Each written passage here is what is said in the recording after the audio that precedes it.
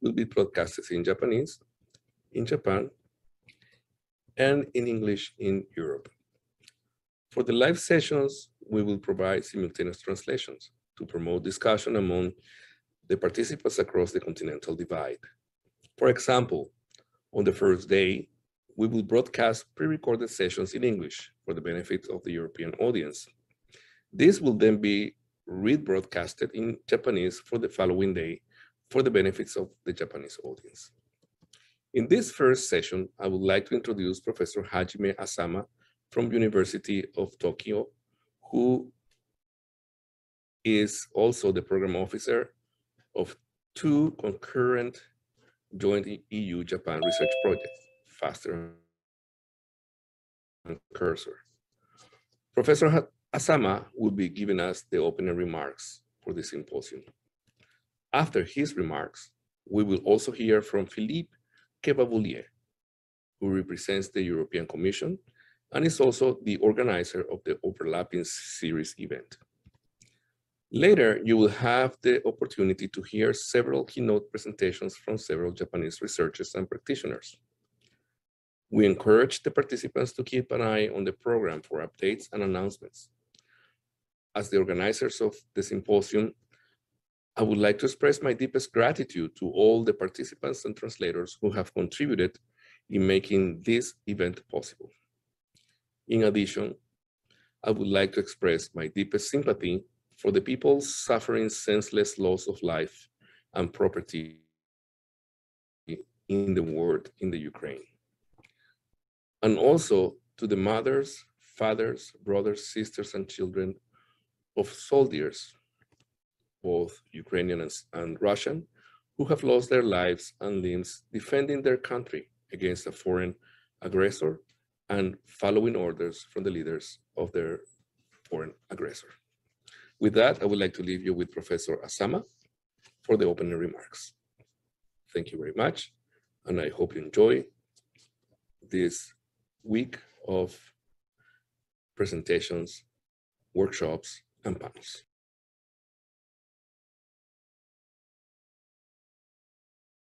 Hello. Firstly, congratulations to the organizers of the EU-Japan Symposium on Use of Advanced Technologies for First Responders in Major Disasters. I am Asama from Tokyo University, a project officer at the Strategic International Collaborative Research Program, SciCorp, at the Japan Science and Technology Agency, JST. Thank you very much for inviting me to be here today. I offer best regards to all listeners on behalf of SciCorp. The EC Horizon 2020 SUDRS 02 Technologies for First Responders program, which has been running since 2018. And within this, JST is using the SciCorp framework to support the research of Japanese researchers. Specifically, the FASTER program, which Professor Yuri Tijerino is involved in at the Kansai University, and the Cursor program, which Professor Satoshi Tadokoro at Tohoku University is involved in. The 5-year project was to end this year, but with the influence of COVID, some parts of the program have been extended. However, despite the current challenging situation, I must say that the Japanese researchers have been continuing their research very energetically and providing excellent results. In the next slide, you can see the framework under which we provide funding for these researchers. On slide 3, you can see Cursor and FASTER, which we provide funding for. On the next slide, you can see some disasters that have occurred in Japan, and I'm sure you will all have heard of the Great East Japan earthquake and tsunami disaster, which happened in 2011. And alongside that, Japan also experiences, as well as earthquakes and tsunamis, volcanic eruptions, fires, typhoons, landslides, other accidents, and of course the pandemic, which we are all experiencing. When we think of disasters, we do include things like accidents involving man-made structures and pandemics. Such disasters affect areas all around the world, and there are many, many victims. These provide enormous challenges for first responders who have numerous difficult and dangerous tasks each time. And therefore, there is a huge need for research to enable robots and advanced technology to assist in such situations, in disaster responses, disaster prevention, and in reducing the effect of disasters. This symposium brings, and my understanding is that the purpose of the symposium is to allow discussion about major disasters and the response, and in particular involving advanced technology, so to discuss and share information about the advancement of technologies that first responders use. This is very important work because although major disasters may not occur particularly often, when they do hit, they have an enormous impact, take many human lives. And for that reason, it's very important to share the technology, the experiment results, and all the information that we can at an international level to reduce the scale of the impact in future major disasters. We look to advanced technologies with great expectations in a pandemic situation such as that which we are experiencing right now, and support and funding is required to enable this. And it is not only the development of technology, but also humane social implementation that I see as being important. This project is about to wind up, but I would like to see research continue. I hope that the results of the research and the technologies that emerge continue to be implemented to be more practical for real life use, and that the technologies, advanced technologies that have been developed for disasters, contribute to peace and happiness. I hope with all my heart that in this way technology contributes to a safe and peaceful society for all societies around the world. Thank you very much for your attention.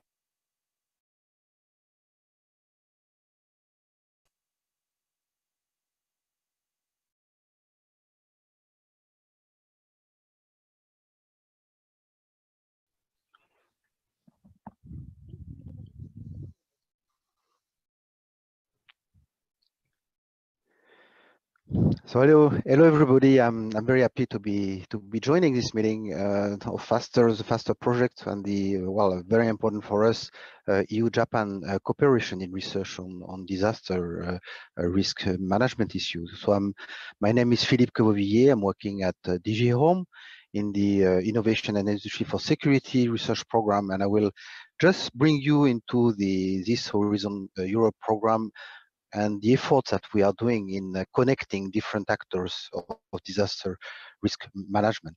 So first of all, I just remind you about this Horizon Europe, I would say, structure, which are composed of different pillars and different clusters.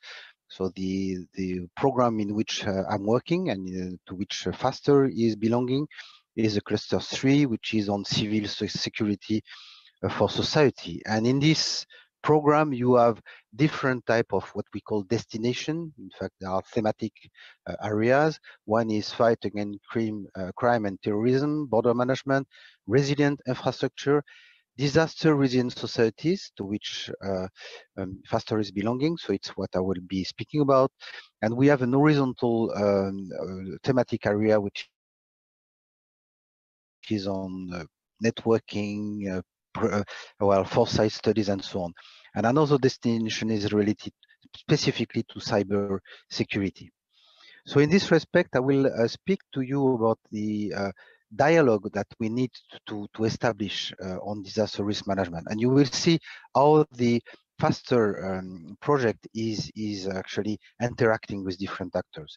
First of all, I would like to stress that we aim to ensure links among different disaster risk reduction policies and networks of actors. And this includes different disciplines, different, I would say, foresight studies, from upstream, that is research, really investigating research and academy, to downstream, that is really the people who are operating locally or regionally in case of a disaster event, that is the practitioners.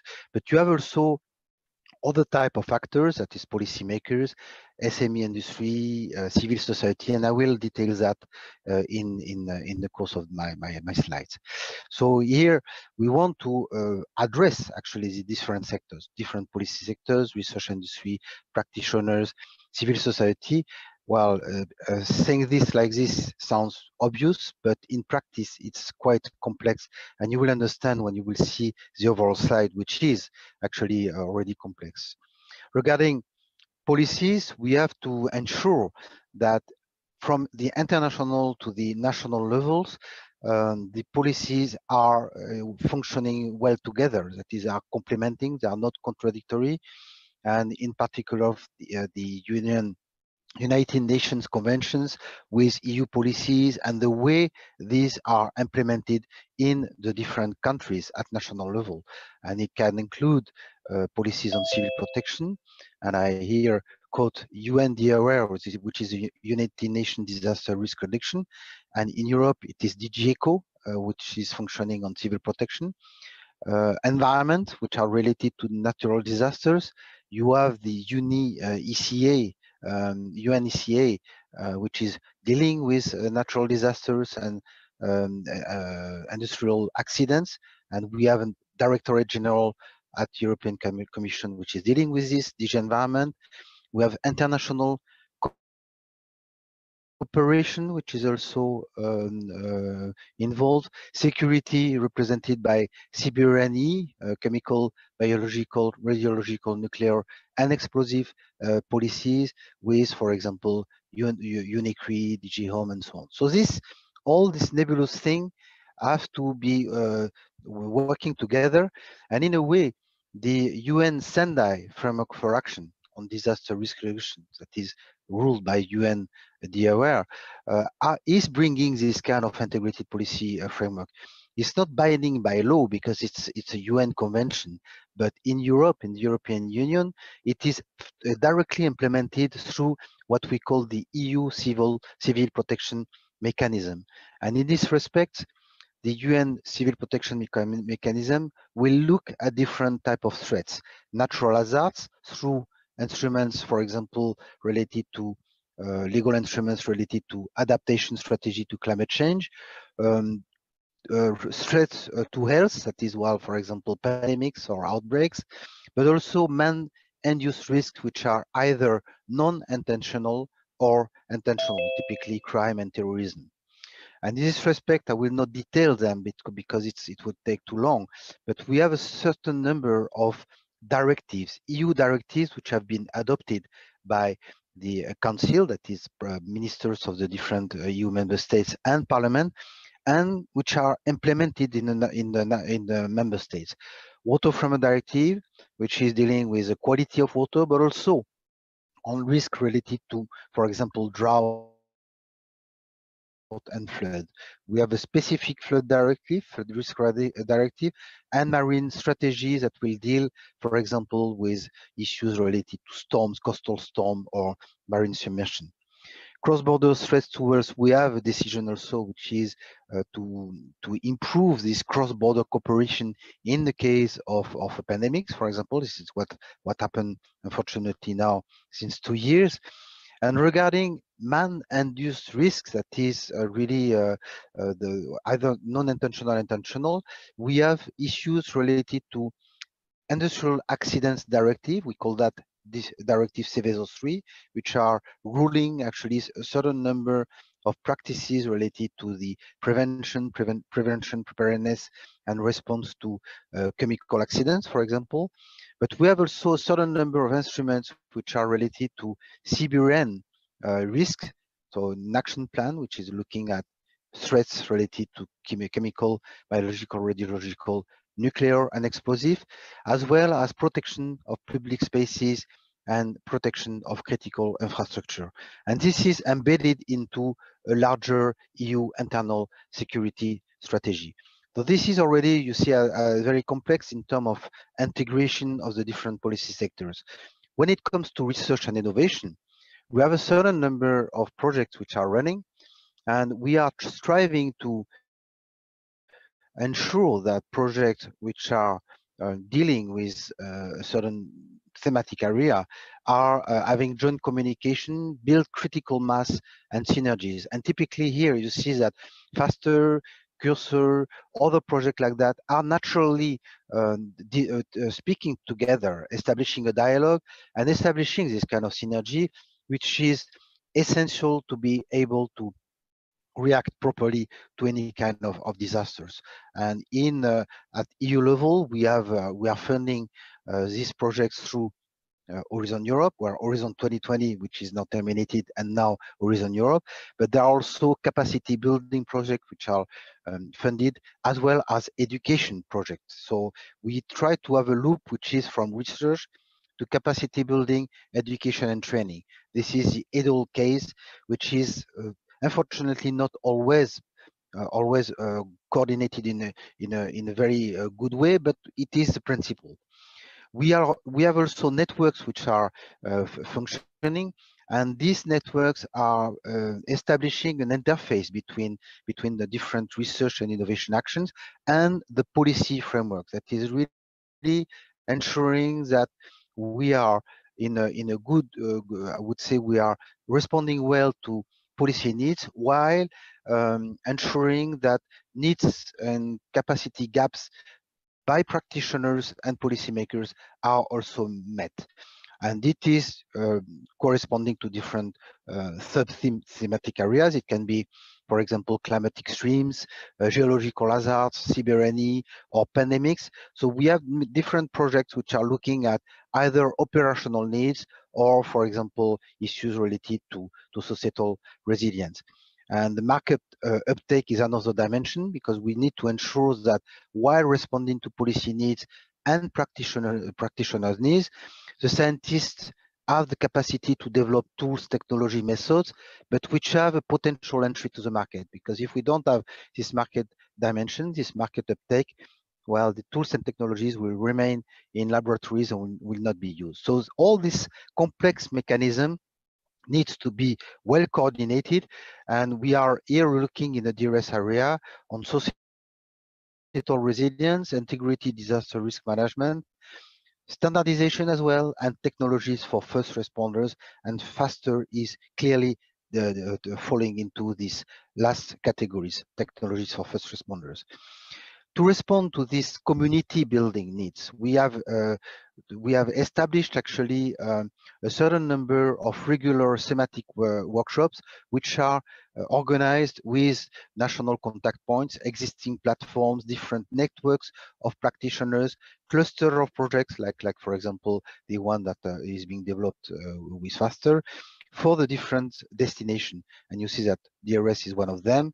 So we have infrastructure, disaster resilience society, FCT, which is fighting crime and terrorism, border management for BR, and SSRI, which is this horizontal activity.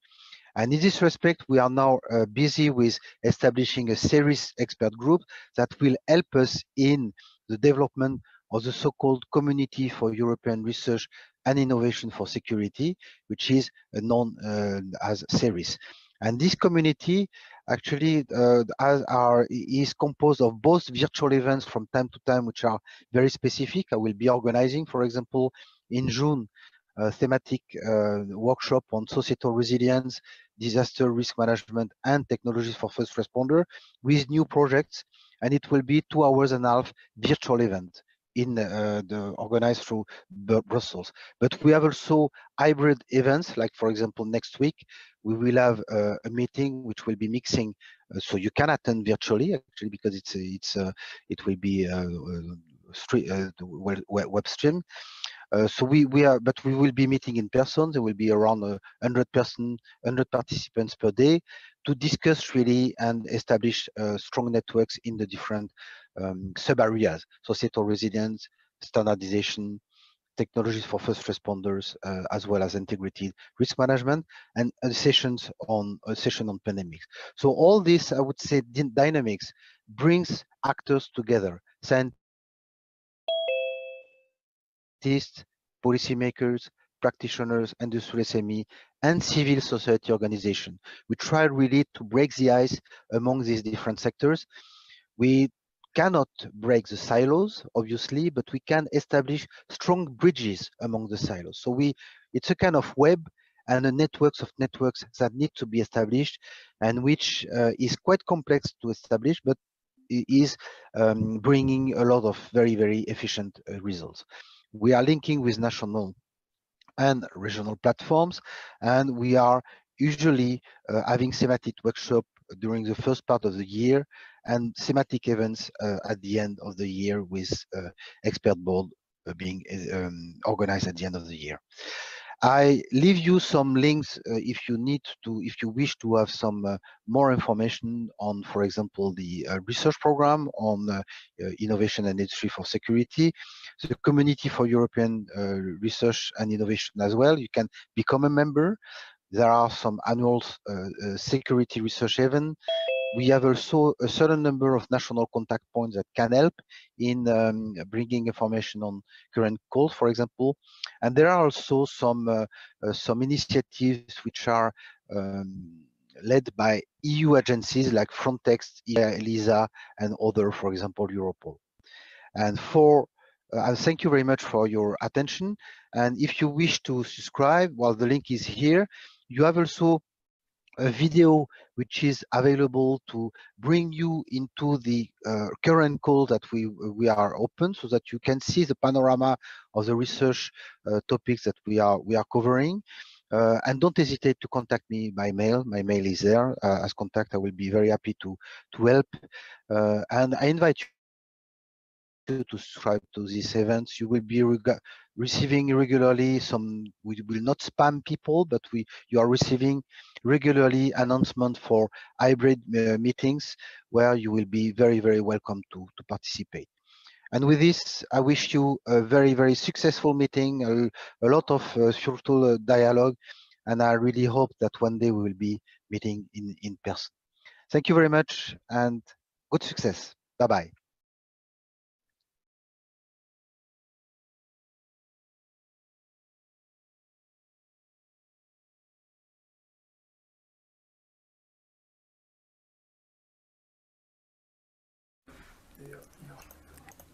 Hello everyone, I am Muneyoshi Numada from the University of Tokyo, and I will be speaking about process approaches for disaster management. I am from Kanagawa Prefecture in Japan, and I'm now affiliated with the Institute of Industrial Science and the Graduate School of Interdisciplinary Information Studies at the Tokyo University. My expertise is in process engineering for disaster management. Recently, I have been focused on disaster response analysis and transforming them into systems. I will speak about it later, but I have also organized the Disaster Management Training Center, where I have been involved in human resource training. Let me get started. Nowadays, everyone has a smartphone. I believe that smartphones will play a big role in disaster prevention and management. The Great Hanshin earthquake and fire happened in the 2G era of packet communications in Japan, but by the time of the Great Earthquake and Tsunami of East Japan in 2011, the use of smartphones was widespread. And by the time of the Kumamoto earthquake of 2016, smartphone usage was commonplace and there was lots of information being shared over social media. Based on this, we are now working on what kind of preparations should be made for the next stage. This slide describes my research goals. The left part describes the bad scenario, as is. The right describes the objectives, or what it should be. So we start with a framework based on disaster preparedness principles. This includes principles and fundamentals. Based on this, we can then develop various systems. From that, we can then create training programs for human resources, which hands-on training experiences are included in. As a result of this preparation, we can then send trained people to real disaster areas during major disasters. Then, through verification and updates, I think we can establish cooperation overseas as well. Here, we can describe that now is the time for theories and frameworks. In Japan, we have disasters almost every year, and we have developed ways to cope with them. Phenomena and reality tracking alone cannot be articulated in persuasive, versatile, and consistent vocabulary. This is why I think it is important to scientifically research and develop theories and frameworks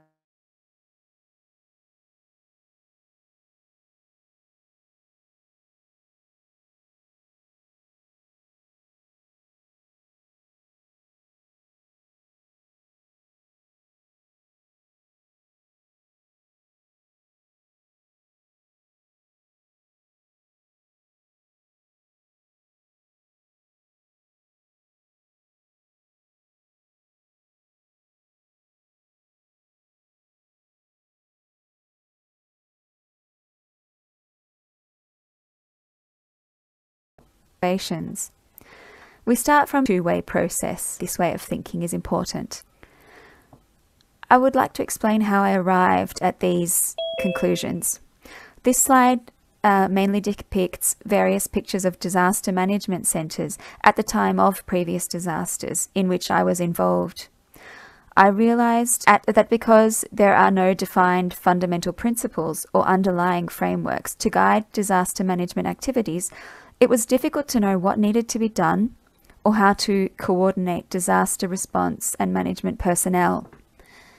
That's why my current research is on disaster management and response activities primarily. These graphs describe activities from various major disasters, such as the Great Earthquake and Tsunami disaster of eastern Japan, the Kumamoto earthquake, and the Kanto and Tohoku torrential rainfall disasters, in terms of activities, time spent on those activities, and resources. The button graph describes the activities, time, and resources for the Kitakyushu torrential rain disaster of 2017. Some of the activities included management of shelters, and in the bottom graph we can see that much personnel and resources were allocated to managing shelters, but we can also see that significant personnel was involved in road cleanup and farming recovery duties. Based on this data, I identified disaster response and management activity models from which I developed a framework. This framework starts from the beginning of the disaster occurrence and includes 47 different kinds of activities related to disaster response and management. I was able to group the activities into activities related to information, medical, aid, reconstruction, and recovery. So I've divided it into these categories. In Japan, during a disaster, there is usually a disaster management center or a control center that coordinates all disaster response and management activities, which include the 47 activities I just mentioned. It is important to understand how effective and efficient these centers are in managing those activities. From the academic point of view, we can classify those 47 activities at the top of this figure: medical, sheltering, local reconstruction, social infrastructure, and social economic recovery. The middle provides the base for these activities, which is governance and disaster information. At the very bottom resides the most basic understanding of the different types of disaster phenomena and how they affected the different types of disaster management activities. These are the kinds of principles that I am trying to understand in order to accomplish the creation of theories and frameworks. There are 7 types of disaster management fields. The first one is governance, which has for objective the efficient management of organizations involved in disaster management, decision-making, and management of resulting knowledge. Disaster information deals with providing information necessary to optimize decision-making. Rescue deals with providing medical aid needed to save and interconnect lives. However, these activities involve personnel from various organizations such as ambulances, doctors, firefighters, social services, and police, among others. Sheltering and victim assistance deals with safeguarding citizens and providing life assistance to affected victims, which crosses various fields such as psychology, economics, sociology, and medical, among others. Local reconstruction deals with providing the necessary housing to reconstruct community living standards, mainly from the point of view of housing and community development. Social infrastructure system reconstruction refers to protecting the essential infrastructure required by modern urban environments, for example, roads, transportation, electricity, water and sewage, lifeline infrastructure. We need to understand these processes in order to provide social system infrastructure recovery. Lastly, there is the recovery of socio-economic activities, which involve recovery of family, industry, and government economic recovery. For example, home, work, and government need a push to restart socio-economic activities. So I think when we think about the specific framework and specific activities for this kind of disaster management, we need to develop a basic process. Until now, we have been developing processes that we can systematize. BOSS is an example of a system which we developed. It attempts to cover the 47 types of disaster management activities. For example, if we click on shelters, it outputs the details in a flowchart. Additionally, if we click on an activity, it outputs a detailed sheet with detailed explanation of the activity process and manuals. It also links other disaster management resources. With this, the system provides information required to manage, for example, a shelter. It also describes the items required to perform a specific disaster management task, including checkpoints. This way, it is possible to understand all the steps and points required to open, manage, run, and close a shelter when a disaster occurs. BOSS captures and renders information and knowledge that has been implemented through systematization of our framework. When a disaster occurs, BOSS is capable of rendering the information required to respond with specific disaster management tasks. It is also capable of interconnecting actors from different organizations, such as town, city, prefecture, and national governments, through specific disaster management tasks. But it is also capable of including different volunteer organizations. In addition, it also helps understand the differences in managing different kinds of disasters. For example, the different tasks required to respond to an earthquake or a flood. We might know the conceptual differences between the two, but with this system, the specific tasks and approaches are differentiated efficiently. We developed this system, and it is actually being used by various local disaster management authorities. It has also been employed in various disasters. My research involves using this system and my research activities as well. This video shows a pilot experiment. Here we can see the BOSS flowchart being used to determine how and to what extent to respond. What are the merits? As you can see, the system is used to direct the disaster management personnel in their tasks. While in the left, you can see a team using BOSS. On the right, you can see a team using a traditional paper-based approach. They are both doing the same activities. The leader uses a task sheet to determine what needs to be done. In the bottom, you can see the disaster management headquarters watching both teams perform the task and determine how much progress each team is making. The manual team is not connected at the system level, so they need to perform verbal reports. What we understood from this experiment was that the BOSS team saved time in directing and reporting because they were connected at the system level. However, the manual team had to physically move around, giving instructions to the team members, and it was cumbersome to give directions to all members. There were even members not doing anything while they waited for the leader's instructions. As a result, we can see that the system is capable of distributing tasks in a shorter period of time. We were able to understand that this is possible because the flowchart has already been input into the system. This saves the lead for the leader to physically walk around. And by delegating tasks, time can be saved and greater efficiency can be achieved. If a flowchart, at the very least, is incorporated, that does make a big difference. What does this all mean? It enables us to make rational decisions and operate efficiently at the disaster site. However, it is also important to provide value to different organizations using the system, because they might have their own traditional and historical ways of performing management tasks. In addition, we also need to consider people's perceptions and feelings which influence their decision-making at disaster sites. BOSS is capable of addressing many of these issues. This includes enabling rational decisions, local identity, and human feelings for enabling decision-making. At the very least, it covers these points to enable decision-making in changing dynamic situations, allowing people to summarize what needs to be done and understand the situation that they are in.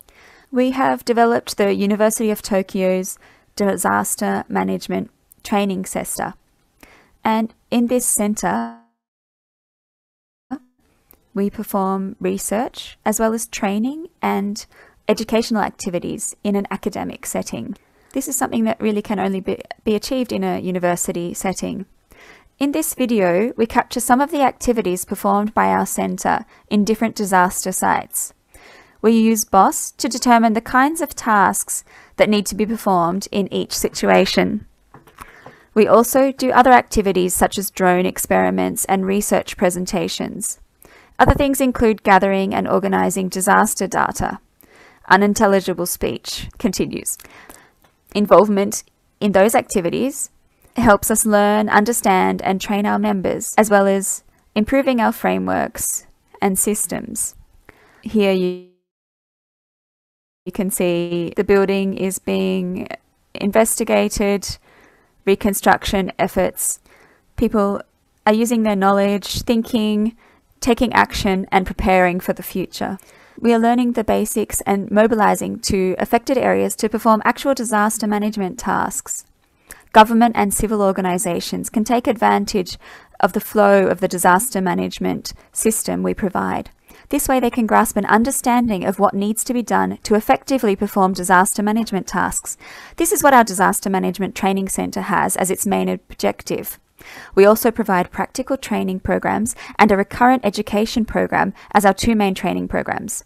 The practical training program focuses on the basics while applying the lessons learned in actual disaster situations.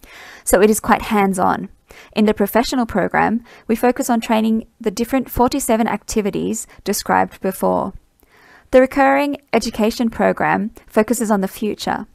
For example, what kinds of technologies and research are required to address future problems and situations. So, from training disaster management personnel is something that we want to continue doing in the future. That's all from me. Thank you so much for listening.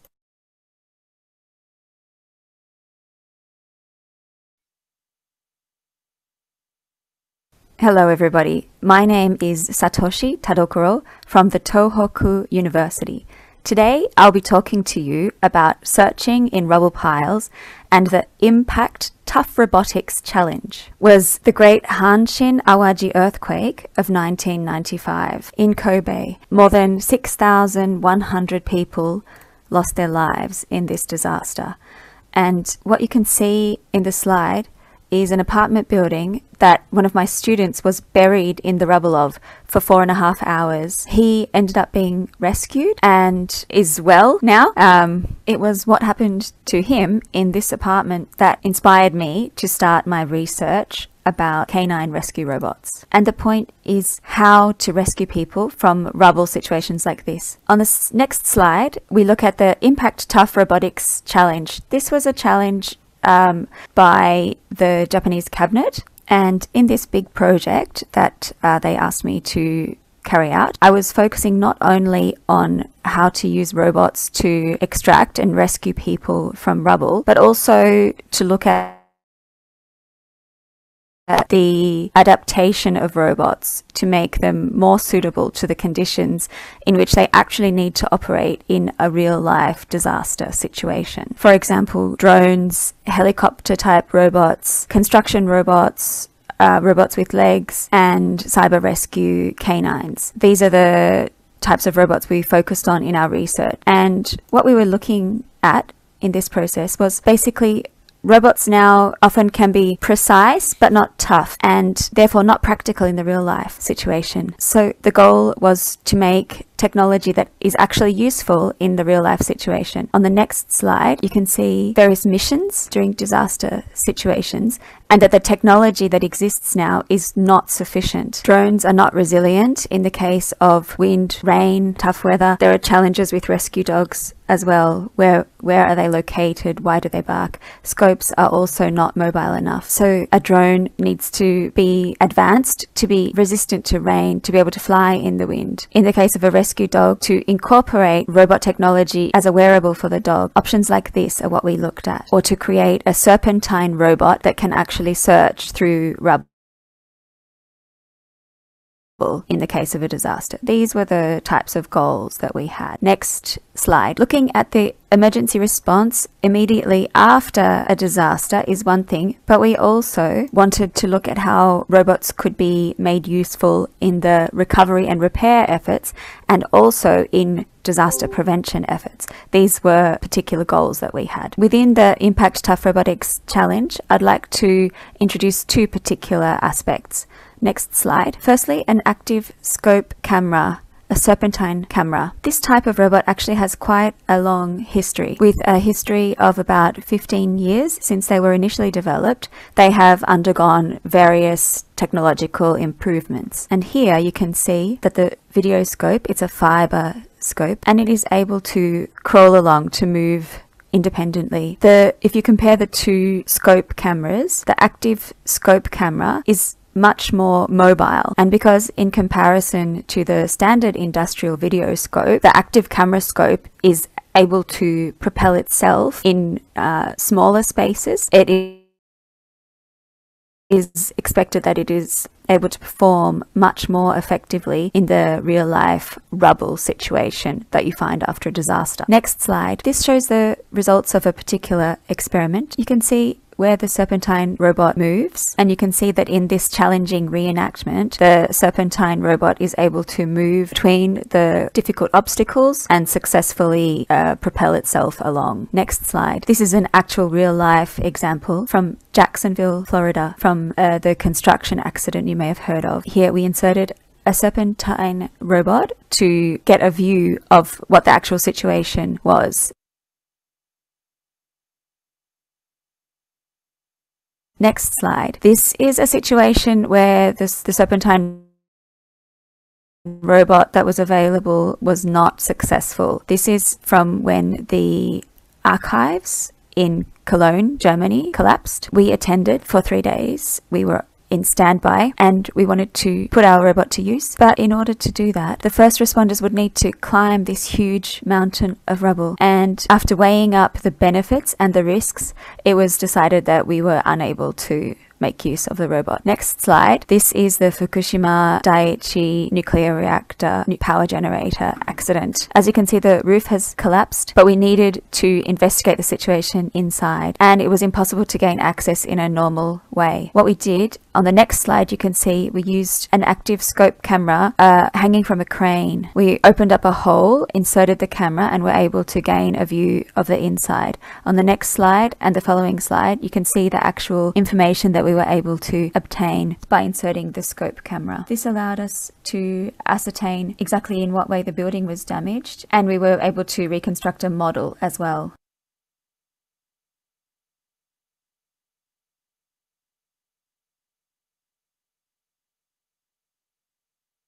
Robot that was available was not successful. This is from when the archives in Cologne, Germany collapsed. We attended for 3 days. We were in standby and we wanted to put our robot to use, but in order to do that, the first responders would need to climb this huge mountain of rubble, and after weighing up the benefits and the risks, it was decided that we were unable to make use of the robot. Next slide. This is the Fukushima Daiichi nuclear reactor power generator accident. As you can see, the roof has collapsed, but we needed to investigate the situation inside, and it was impossible to gain access in a normal way. What we did, on the next slide, you can see we used an active scope camera hanging from a crane. We opened up a hole, inserted the camera, and were able to gain a view of the inside. On the next slide and the following slide, you can see the actual information that we were able to obtain by inserting the scope camera. This allowed us to ascertain exactly in what way the building was damaged, and we were able to reconstruct a model as well.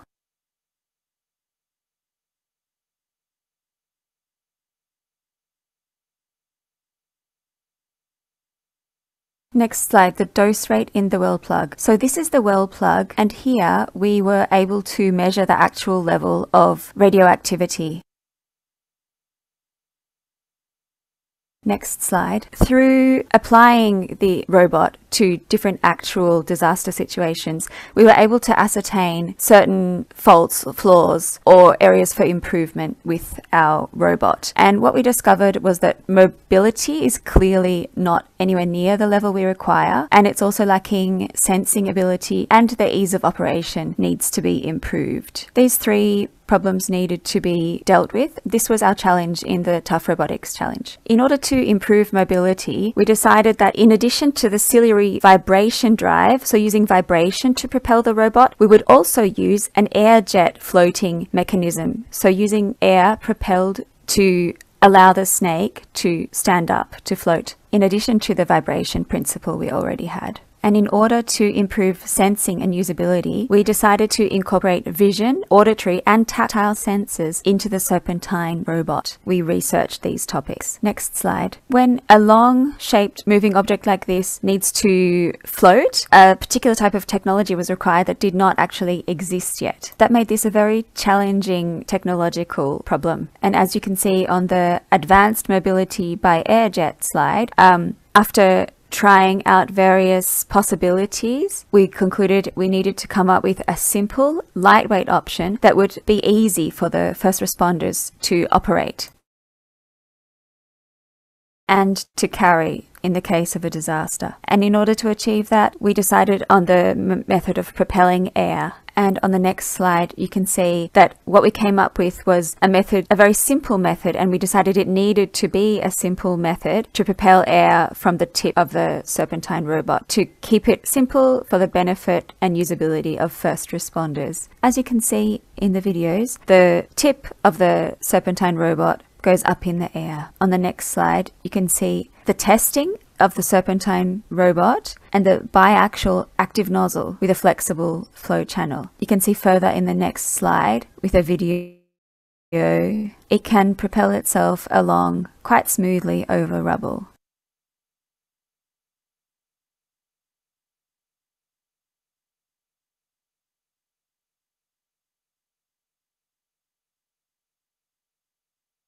To operate and to carry in the case of a disaster. And in order to achieve that, we decided on the method of propelling air. And on the next slide, you can see that what we came up with was a method, a very simple method, and we decided it needed to be a simple method to propel air from the tip of the Serpentine robot to keep it simple for the benefit and usability of first responders. As you can see in the videos, the tip of the Serpentine robot goes up in the air. On the next slide, you can see the testing of the Serpentine robot and the biaxial active nozzle with a flexible flow channel. You can see further in the next slide with a video. It can propel itself along quite smoothly over rubble.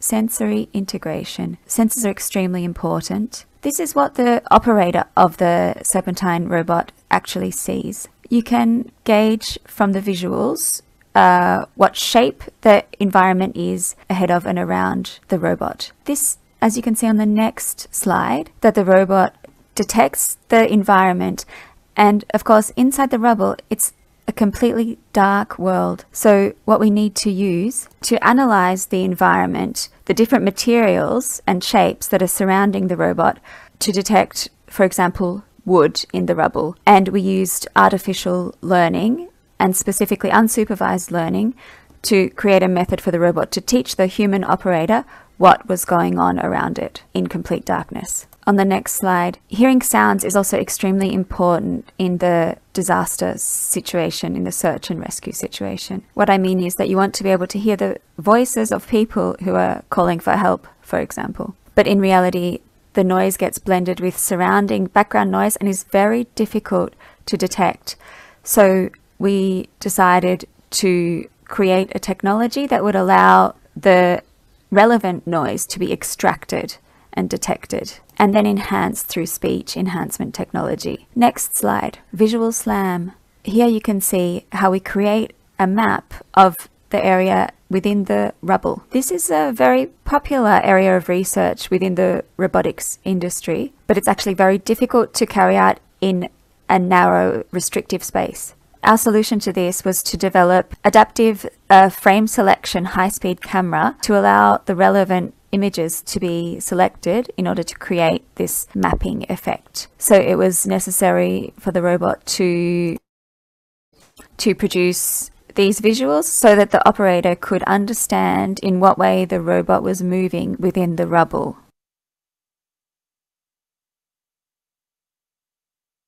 Next, it is constantly in contact with its surrounding area, so it is important that it is able to detect what kind of contact, the level of pressure that it has at various points along its body, so that the operator can be aware of that. So we developed a method in which the frequency of the vibration within the robot changes according to the amount of pressure on that particular point in the body, and this is then shown to the operator, as you can see on screen, with red, showing estimated posture and contact points. And by driving the snake in response to these color signals, the red signals, it's possible to control it and move it in a more appropriate and effective way within the rubble. Next slide. Autonomous motion in rubble. An automatic inserter was developed to allow the Serpentine robot to move automatically, independently through the rubble. This type of research involves so much technology that for it to actually be used in the real life situation is quite difficult. Next slide. Airjet active scope camera for first responders. And because of that, what we did is to select only the absolutely essential and effective technologies in the real life situation and incorporate only these into the robot. We achieved portability by using an air tank that is this type used by firefighters, so it's easy to carry for the first responders. Next slide. Here we worked with the Kobe Fire Department at a training school and carried out an experiment, and the result of our experiment was that in comparison with a normal video scope camera, our high-tech camera was far, far superior in terms of mobility in particular. Next slide. Here you see a disaster area caused by torrential rain in Okayama in Western Japan. And we inspected a house that was collapsed due to a landslide. This was carried out as an experiment. Next slide. In some extremely complex rubble, we were able to control the tip of the snake and use the airjet function to achieve visual recordings to understand what the situation was within the rubble. Next slide. Next, I'd like to talk about cyber rescue canines. Next slide. Cyber enhanced rescue canines, or CRC. As you know, canine rescue is used in various situations, but it does have a lot of challenges. For example, if you try to use a dog from a distance of 1 or 2 kilometers, it becomes very difficult. The dog may bark, but you don't know why it's barked. It may give you a sign that it has discovered something, but you don't know exactly where the discovery has been made. Basically, when a canine is away from its handler, it's very difficult to make use of all its amazing abilities. Next slide. What we decided is that we wanted to innovate, to create a way to incorporate robot technology into or onto a dog so that the humans could know where the dog was and what it was doing, and also what it can see, as well as to give instructions to the dog and to make the dog easier to use. These were our goals. Looking at the next slides, you can see visuals of a field test. The dog is moving together with a handler, and with this technology, we have a way to show on a screen what the dog is seeing. And we are also able, based on what the dog has seen, to automatically detect victims' belongings. This means we can locate the belongings that the victims had with them. And also, in the top center, you can see a map showing how we can track the movement of the dog. And where the dog bark is marked with red pins on the map. And in this experiment, a victim has been found where the pin was on the map.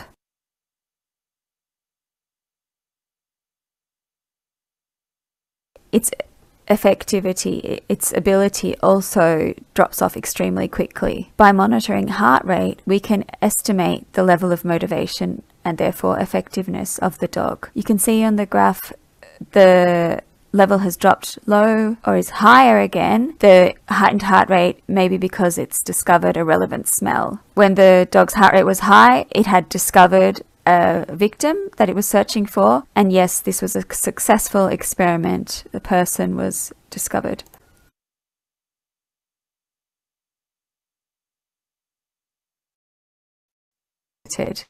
I'd be very pleased if you would take a look. I believe that technology is really crucial in the actual practical situation of disaster rescues.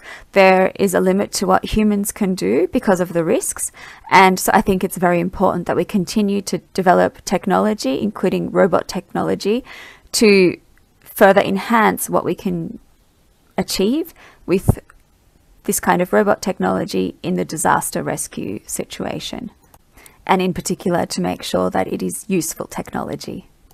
That continues to be my mission. Thank you very much for your attention today. The disaster that changed my life. The Great Hanshin Awaji earthquake of 1995. My experience and how the response was that followed. I'm Kenichi Tanaka from the University of Tokyo Disaster Management Training Center.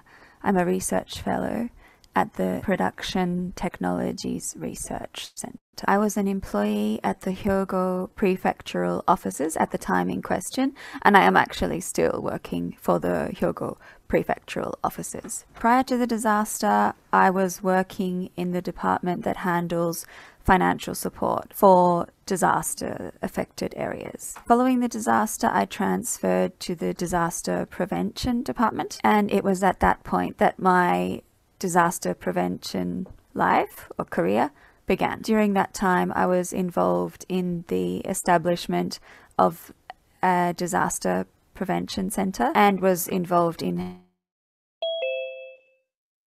handling multiple disaster management tasks. I worked closely with lawyers to enable the distribution of funds to disaster affected areas, for example. That was one of my main tasks. Today, as I mentioned, I'm a research fellow at the Tokyo University Production Technologies Research Center, as well as being a lecturer in the Disaster Management Training Center program. At the same time, I am carrying out research at the Kansai University, among other research projects and so on. Next slide. What I would like to speak to you about today is 16 points. Firstly, protecting yourself. In the case of here in Japan, we have to deal with earthquakes, typhoons, torrential rains. You could call it a department store of natural disasters. There is a huge range of natural disasters that are expected to occur here fairly regularly over quite a huge area. One of the most feared potential natural disasters that we could expect, or that we do actually expect here currently, is a Nankai Trough major earthquake. Aside from that, there are active faults and an earthquake with a shallow epicenter directly under a populated area, along with floods caused by torrential rain. and urban disasters are also high on our list of fears in Japan. Such disasters can snatch away your life or the lives of your loved ones, your entire way of life at a moment's notice. When you find yourself in that situation, what do you need to protect? The answer is simple: your life, human lives. I believe it's as simple as that. What can we do? What should we do? These questions are what we need to focus on, I believe, when we talk about disaster prevention and disaster reduction, and to begin taking action from within the realm of what you can do. Next, I have 3 keywords: image, manage, and speed. You need to imagine the disaster that is coming or occurring, manage it, and to do so quickly. These are basic principles of crisis management, in my opinion. So it's important to imagine this thing actually happening. It's difficult to imagine a major disaster, but through imagining it, you can imagine how you can protect yourself and how to avoid dying. It's important to think about these things. On the next slide, I want to look at the Great Hanshin Awaji earthquake of 1995. After the 2011 Great Earthquake disaster of Eastern Japan, you often heard the words unexpected. But from my perspective, the Great Hanshin Awaji earthquake was perhaps beyond that. It was beyond all expectations, completely and absolutely unexpected. It didn't even occur to me that it was within the realm of possibility. Next slide. What was the starting point for me to make disaster prevention my life work? In just a few moments, this disaster took away everything that people took for granted as being a normal part of daily life. So you can see it really is no overstatement to say that this moment, this disaster, changed my life. It determined the direction of my life. And the energy source that powered my engine, that kept me fully dedicated to disaster prevention and disaster reduction over the last 27 years of my career, is a pure sense of duty. Perhaps you could say a calling. I never once thought of it as a job. I really felt from my heart that when the next disaster happened, I didn't want another human being to lose their life or be hurt. And that is what kept me going for the last 27 years. In the Great Hanshin Awaji earthquake of 1995, the Hyogo prefecture was really hit hard. It was devastated. It was catastrophic. The Hyogo prefectural officers themselves were devastated. So it was this passionate wish to avoid the same thing being repeated in the case that another disaster happened that made me decide to train people up with this disaster prevention mind or mindset. I call it disaster prevention mind, and I've been training people to keep this with them over the last 27 years. Training people who would really be capable of taking action in the event of a major disaster. Next slide. It has been 27 years since the Hanshin Awaji Great Earthquake hit the Kobe, Awaji, and Hanshin areas. It was a colossal earthquake with a magnitude of 7.3. The number of deaths was 6,434 people in total, but in just the first few moments, it's believed that 5,500 people lost their lives. The direct cost of damages is approximately 10 trillion yen worth. Or if you include the costs of reconstruction, recovery, and cleanup, the costs would exceed 19 trillion yen, we believe. I am now going to share some footage from the Hanshin Awaji Great Earthquake. But of course, not a single person who witnessed the destruction this close up lived to tell a story. So nobody can tell us how the buildings actually collapsed, how the infrastructure was torn apart. So this is a reconstruction. This is not actual footage. And those who did survive didn't see what was happening because it was dark outside. It was 5:46 in the morning. So most people were asleep and were woken up in the middle of the earthquake. Fires then broke out on a huge scale.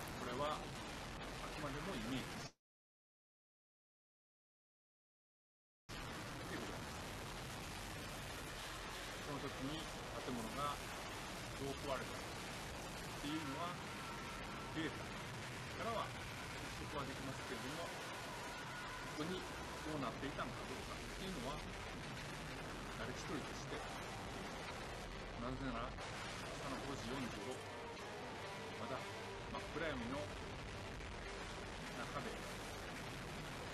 一瞬を通じて建物が、そして高速道路が作り上げているということでございます。そして大規模な火災も発生した。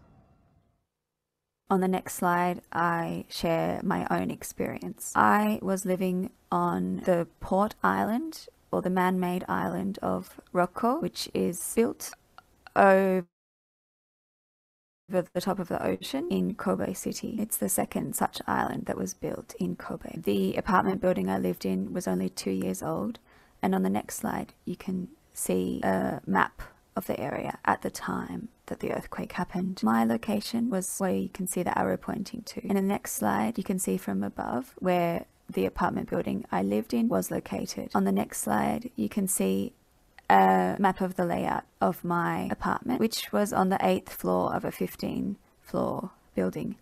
I was sleeping in a small tatami room. Mine was a very narrow escape. My room was the top left room, and I had actually been very sick with influenza since the previous Friday.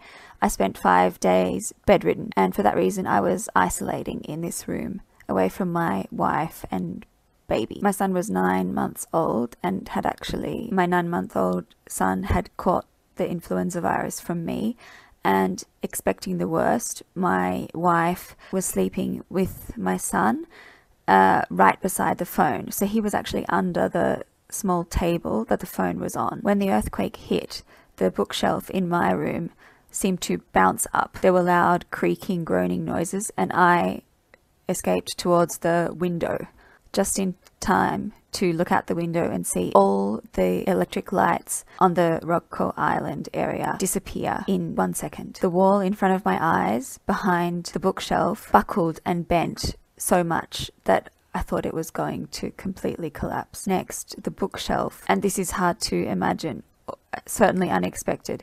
It basically came flying across the room towards me. I saw this happening and pushed the bookshelf back. I suspect it had so much momentum that it swayed back into place. In the living room, the crockery storage unit tipped over onto the dining table, and the television flew through the air about 3 meters, landing on the sofa. So if the dining table and the sofa had not been there, either of those items could have been fatal for my family members. And if I hadn't been sick with influenza, my whole family, the 3 of us, would have been sleeping in the yellow colored bedroom, the front left room in the picture.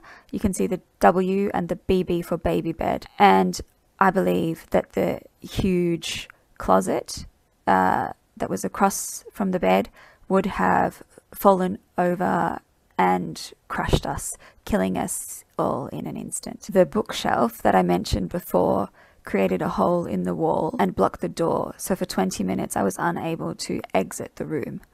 So I always say that influenza actually saved our lives. On Rokko Island, no apartment buildings actually collapsed. There were no deaths reported, and there was a small number of injuries. However, the situation inside the apartment looked like what you see in these photos on the next slide. On the next slide, you can see the train that all residents on the island use to get back and forth to the mainland. This bridge and overpass type structure had completely been destroyed.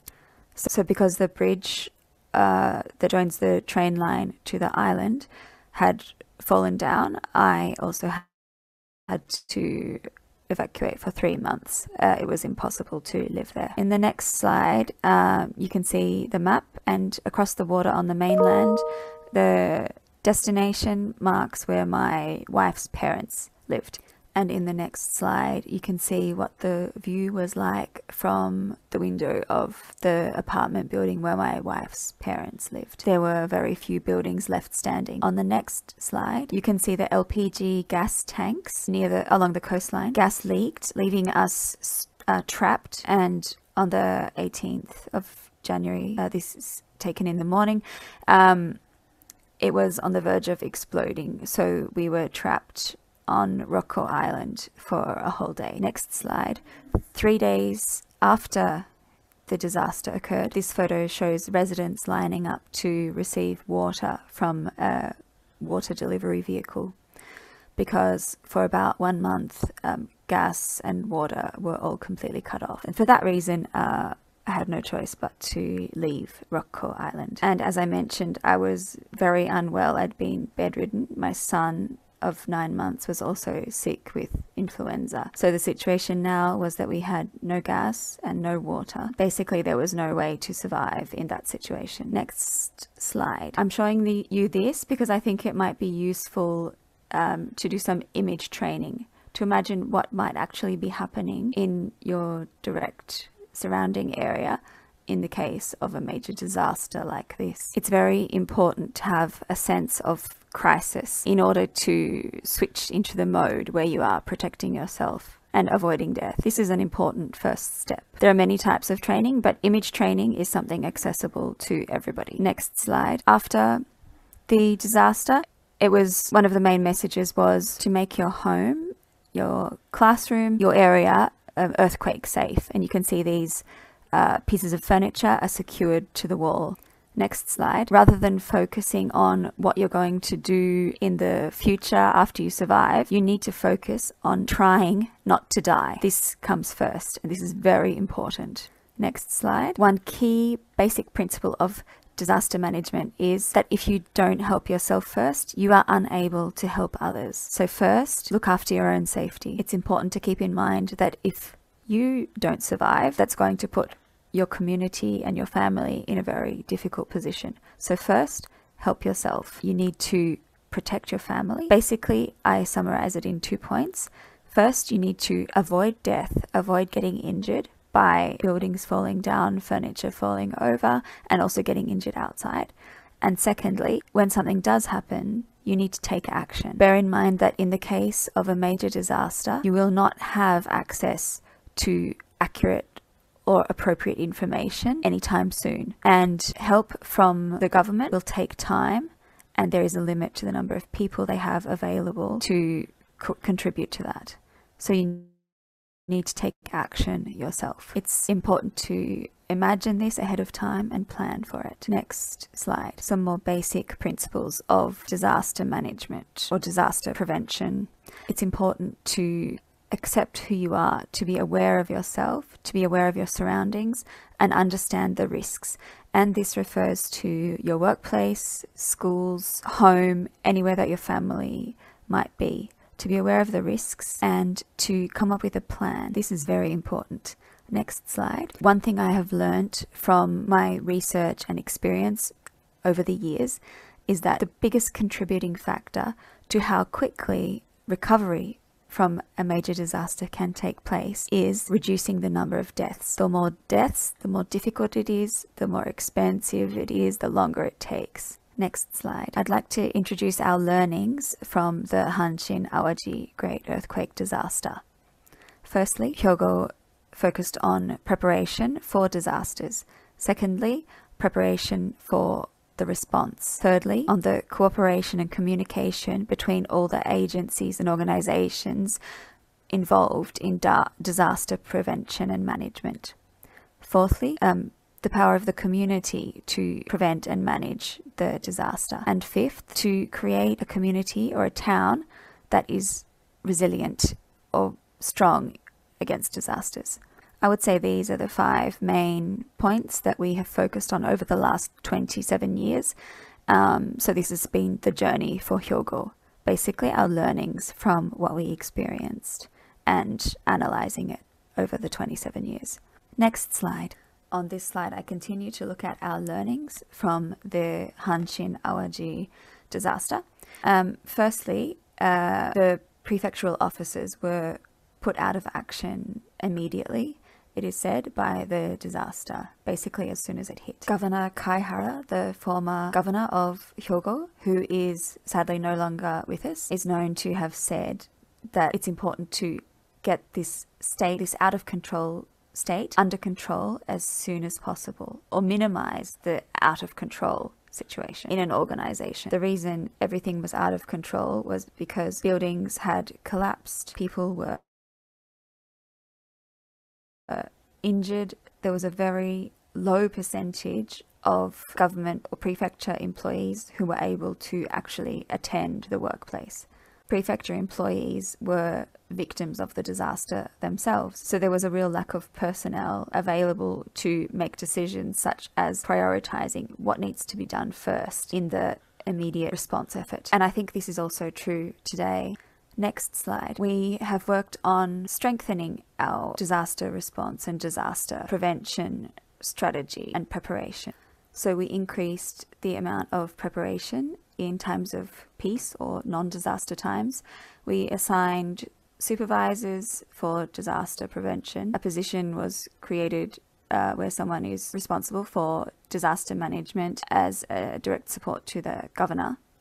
And we established a department for disaster prevention planning and disaster management planning. We also established a policy of having crisis management personnel in every section of the prefectural government or the local government offices, as well as carrying out disaster training, evacuation drills, and so on. Next slide. This is the centre that we established. Next slide. This slide shows the structure that we created for disaster management of food rations, so the distribution of food, water, necessary essential items. So each area of the prefecture has its own centre from which this distribution can be carried out.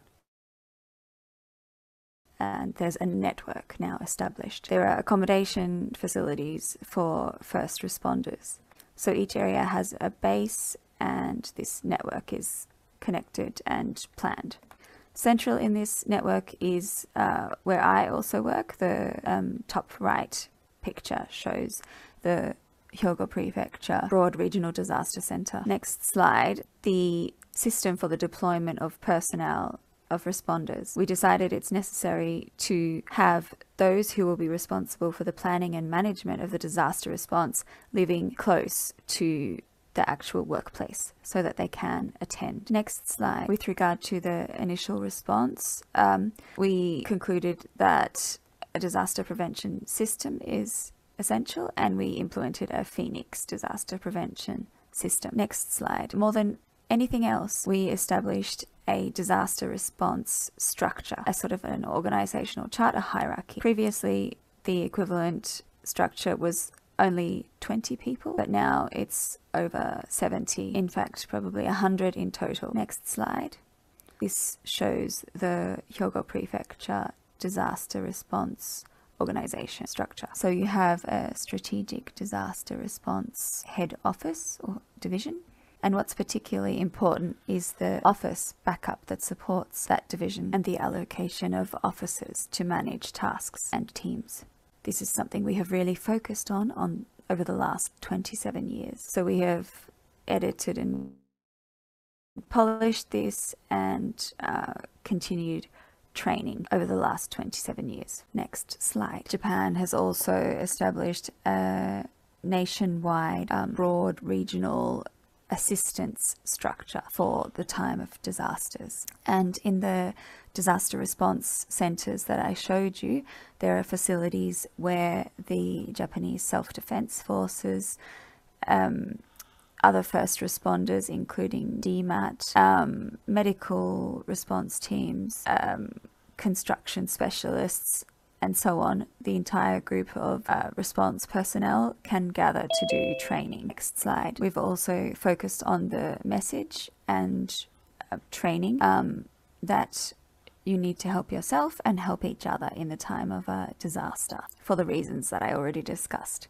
You can't help others if you don't keep yourself safe. It's important to acknowledge that there is a lack of awareness of disasters. There is a lack of communication of actual experiences of disasters, which is a missed opportunity in that could be a way to increase the awareness. People don't think about earthquakes and disasters every day long term. It's not sustainable. People tend to forget negative things and it's not possible to feel other people's pain. So enabling people to actually imagine a disaster and to connect that into evacuation drills and training is important. Next slide. There's something called a phenomena called the normalcy bias in which basically humans are built to believe I will be fine. That won't happen to me. I don't expect the worst. I always say this is a pitfall of optimism, but people think, what's the chance that I would die? It's not going to happen. And this applies to earthquakes, tsunamis, and other disasters. People think it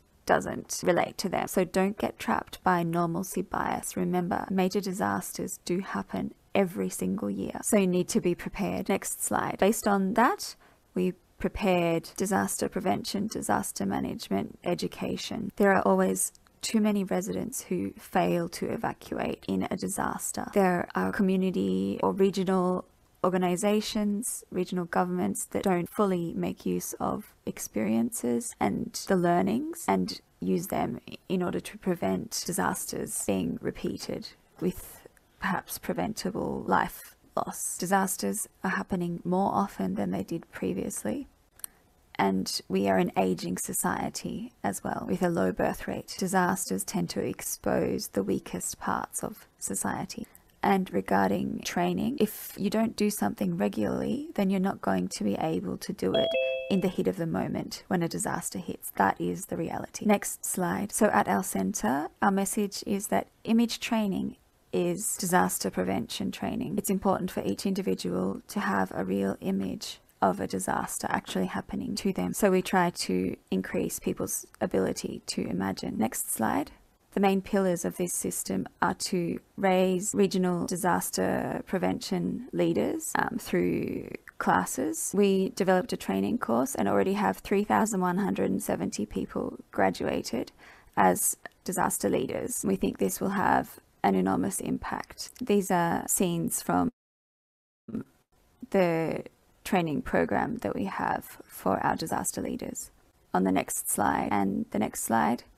Another key message we have come up with is that disaster prevention comes down to people. People operate the software, people carry out the plans. So based on our past experiences with evacuation, it's people who encourage others to evacuate, who give them that push that they need and actually make people make the decision to evacuate. So what we need to do is increase the number of people who can have a switch activated when a disaster happens and influence the others around them to take action in that moment. So training people in every region is a key aspect of our plan that we carry out. And these people can encourage the otherwise non-evacuators to actually evacuate. Next slide. We say in Japan that disasters happen just when you've forgotten about the last one. So an appropriate amount of fear and an appropriate amount of preparation are key. Next slide. Humans are programmed to forget. One fear is currently that the pandemic will reduce the amount of community activity, that the effort that has been put into regional disaster training will fade away. So we really need to develop risk management that suits each community and implement that. That's all from me for now. Thank you very much.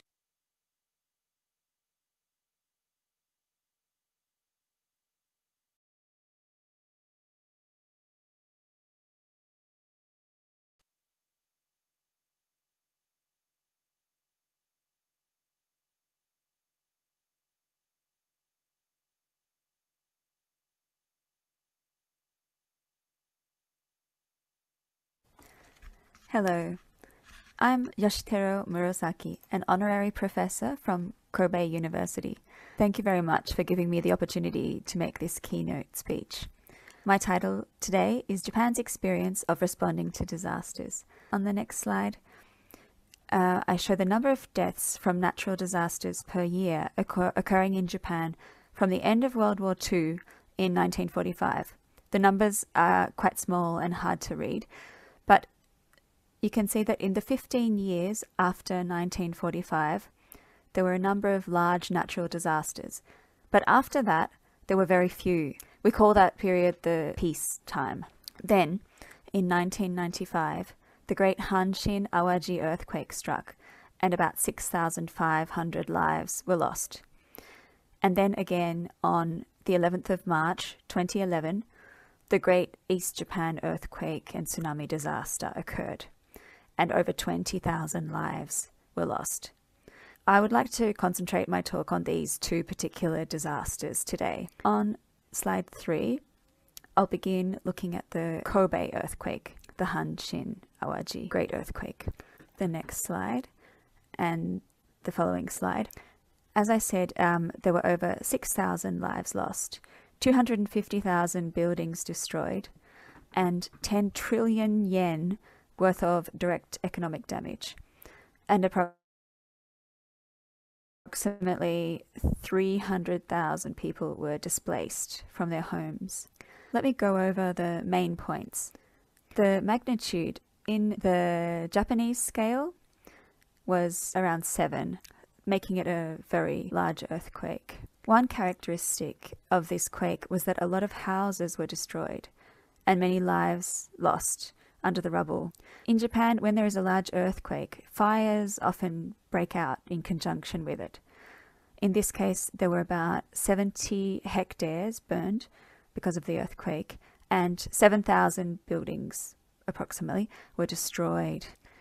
One of the things I want to point out is that about 100 years ago, in 1923, there was a large earthquake in Tokyo, the capital, but the Great Hanshin Awaji earthquake in Kobe 70 years later was the first earthquake of a major scale to directly hit a heavily populated urban area since then.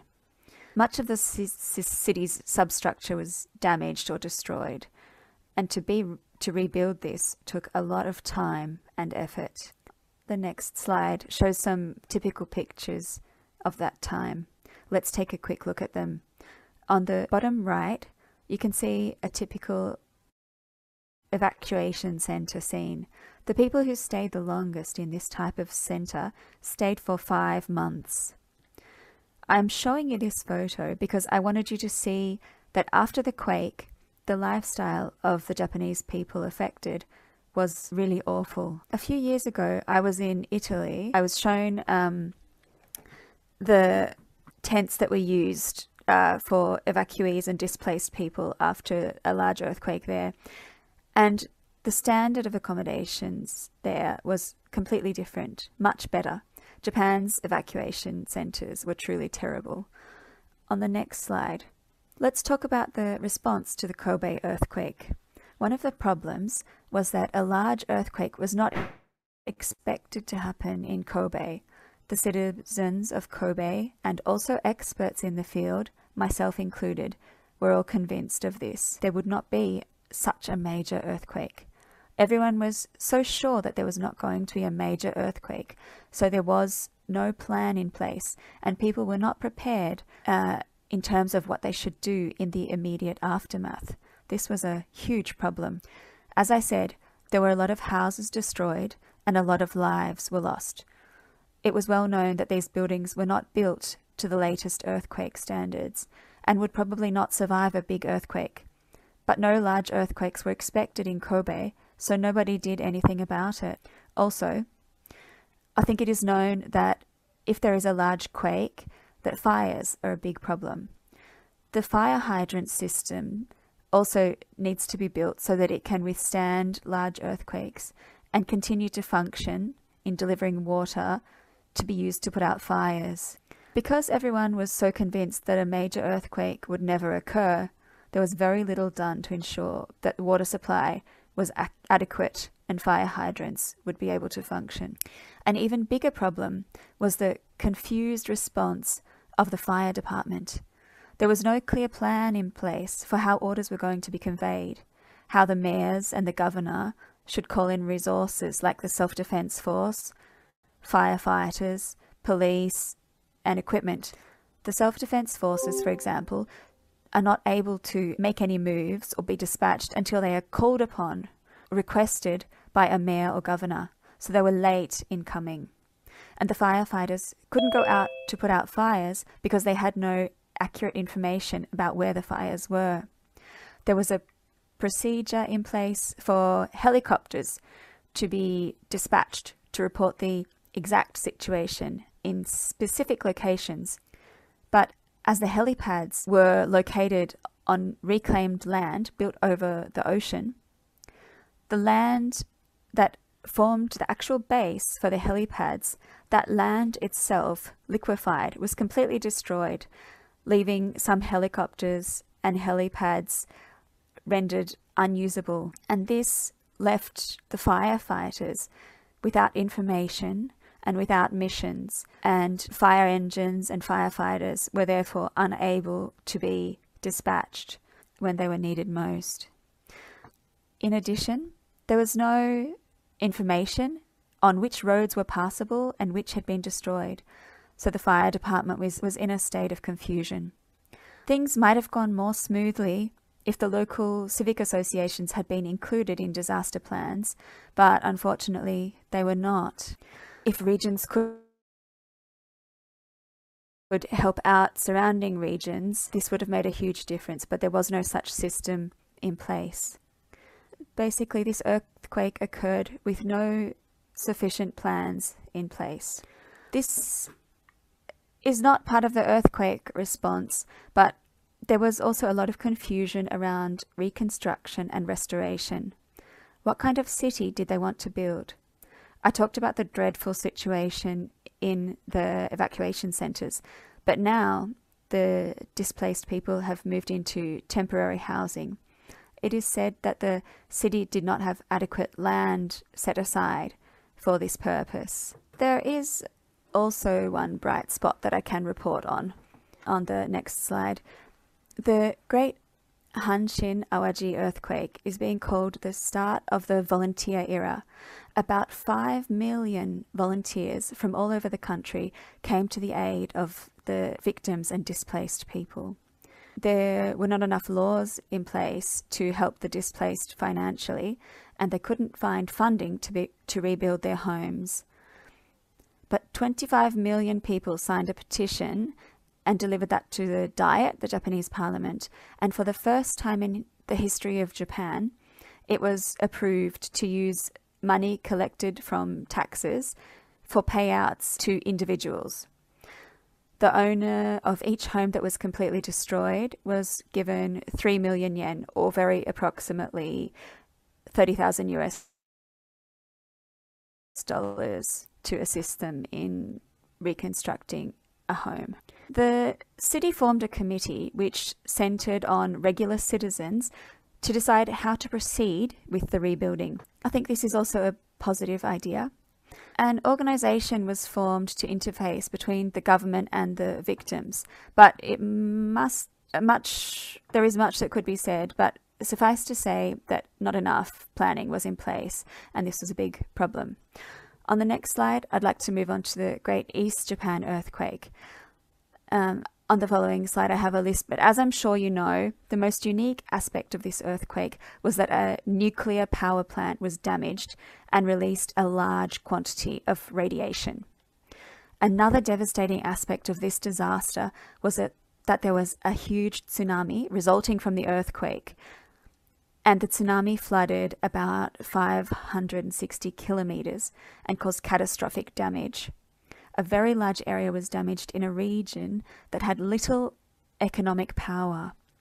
The residents were mostly farmers, fishermen, people with few resources, so the reconstruction and restoration took more time. The displaced were still living in temporary housing 10 years after the quake. I hadn't yet mentioned the statistics. There were about 18,000 deaths, as well as disappearances, people missing. There were about 400,000 buildings destroyed or severely damaged, about twice that of the Great Hanshin Awaji earthquake. The direct economic damage was 25 trillion yen, but if the related damages are also included, it would be more like 40 or 50 trillion yen. The economic damage is a big problem. On the next slide, I have some photos. The top right photo is the damaged nuclear power plant, and the top left photo is the aftermath of the tsunami. The bottom photos are not part of the quake damage. Earlier, I mentioned that reconstruction is taking this financially challenged district a long time to complete. This is a section of wall, a tsunami wall, that is to be built along up to a 500-kilometre stretch of the damaged coastline to prevent a similar disaster. And this is taking a very long time. The citizens have given up living on the coast, and the bottom right photo shows a large housing development that is being built on top of a mountain. It is a huge reconstruction project and is taking a long time. On the next slide, there are some similarities between the Great Hanshin Awaji earthquake, so Kobe, and the Great East Japan earthquake, the one with the tsunami and the nuclear disaster. In Kobe, the people were all convinced that such a large earthquake would never happen in Kobe. In Tohoku, the people were convinced that a tsunami of over 10 meters would never come to their coast. In both areas, the people were too complacent. Neither area imagined that the worst could happen, and neither had a plan in place. In Kobe, there was a lag in getting help into the area, but we learned from that experience. In this disaster, the self-defense forces, various police and fire departments, and thousands of volunteers came to help, but there was not a sufficient plan in place to ensure that the supplies needed in various areas actually made it to those areas. For instance, there was a fuel distribution problem in certain areas, petrol and so on, diesel, and the delivery vehicles could not be used because of this. There were a lot of impediments to implementing projects. A colossal volume of debris caused by the tsunami was filling the area, but not enough manpower was available to remove it. The communities decided all at once to move communities from vulnerable coastal areas to high mountain areas. And this contributed to the construction taking a very long time. Communities ended up being torn apart due to this relocation. And although the intention was that new communities would be formed, no one can really say whether it was the best decision or not for the individual people involved. People who didn't want to move up to the mountains have generally moved away either to a major city in the area, Sendai, or to the area of Tokyo. It is important to bring together a large group of skilled labourers in a timely fashion to make such a reconstruction project move forward. But there were construction projects occurring all up and down the coast of Japan, as far away as Okinawa. So there was high demand. And the construction work for Tokyo Olympic Games projects for 2020 took so many of the skilled workers away from the disaster area that this also is said to have contributed to delays. Workers were also reluctant to go to such a remote place to work. Materials, volunteer labour and other help were being offered, but due to the lack of an adequate system for distribution, coordination and control, it was not possible to make use of the materials and volunteer labour that was offered in many cases. On the next slide, let's talk about what went right after the Great East Japan earthquake and tsunami disaster. In the Hanshin earthquake, there were a lot of private volunteers, but a lot of citizen and public volunteers, which had organised themselves into groups, came to Tohoku. There was a huge amount of debris, but people had learned from the Kobe earthquake and were able to find much more environmentally friendly ways to dispose of debris, as well as finding more sustainable methods with regard to the reconstruction work. Next slide. I am running out of time, I'm aware of that, but I'd like to leave you with these points. Japan's disaster response has some unique features and unique problems. Local communities are organising their own disaster responses. The national government should be taking more responsibility in this area, but instead communities are stepping up. The national government in general has everything compartmentalised in a vertical system. This means that construction industry only does the construction section only manages construction, welfare only deals with welfare, education only deals with education, and they have little communication, coordination, and synergy between these departments. But during a disaster, all these departments need to work together. Japan must expand its response system to include not just natural disasters, but things like the current COVID-19 pandemic. Above all else, things like the problems brought about by global warming, but also war and terrorism. Disaster response needs to be part of our regular system, with preparation incorporated into daily life, not something that is brought out just after a disaster occurs and put away and relegated to a minor role when the emergency is over. The disaster response system is centrally an emergency response system. It is important that prevention and reconstruction are also addressed. When there is an earthquake in Japan, there are fires. The prevention system is a bucket relay. Literally, people passing buckets of water along a human chain when the fire starts. This is outdated, to say the least, but this is a typical example to illustrate the way people in Japan only respond to the emergency after it happens. So you can see Japan is very much lagging behind in the use of technology and engineering in fire prevention, such as using construction methods and materials that are fire resistant, that don't allow a fire to start in the first place. So we may require new products to be developed and implemented.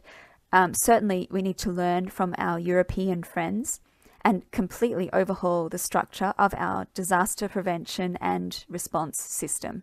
Thank you very much for your time.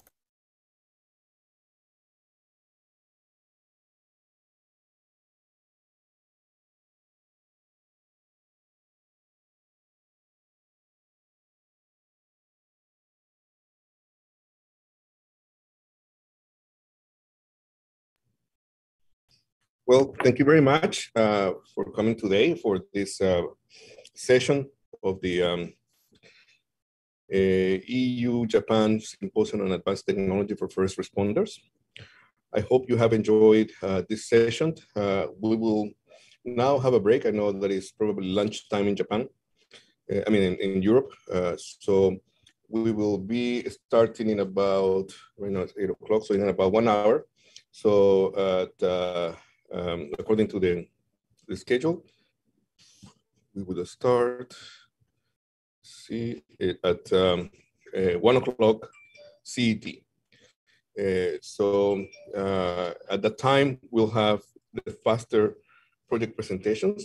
Just to remind you, tomorrow we'll be having the also the keynotes that will be broadcasted right now. They will be rebroadcasted after the practitioners workshop and the technology workshop. So tomorrow, starting from 14 hours Japan Standard Time, which is 6 a.m.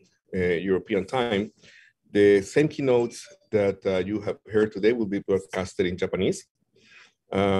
There's only one that was originally in English, which was Philippe's Kebabulier's presentation, and that one is also translated into Japanese.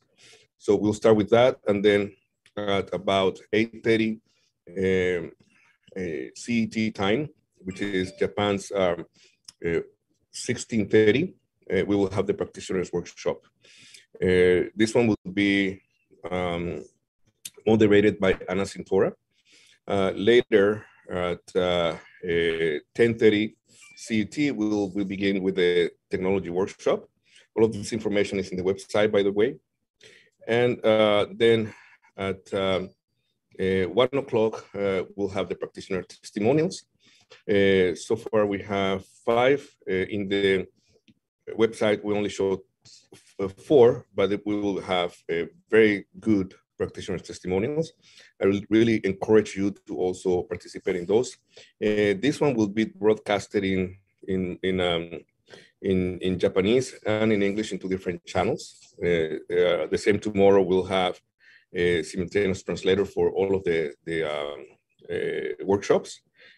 So I really encourage you to participate tomorrow. Tomorrow is a big day. And then we will talk about what's coming after tomorrow, after we finish all of the presentations and workshops tomorrow. If you don't have any more questions, then I'd like to let you go for lunch. Anybody has any questions on the program or anything that I can help you with? By the way, one more thing before I forget is that we are also saving all of this presentation in a YouTube channel, so it will be available for you after the workshop, so that for your perusal. And everything that is in here will be both in Japanese and in English in 2 separate channels in YouTube. I will send you the information to access those channels. Okay. Any questions from anyone? No? If not, I hope you enjoyed and have a good lunch. Bon appetit. And I'll see you in about an hour and 13 minutes. Okay, thank you. Thank you, Yuri. Bye, Yuri. Thanks. Thank you. Thanks, Yuri. Bye-bye. Thank you.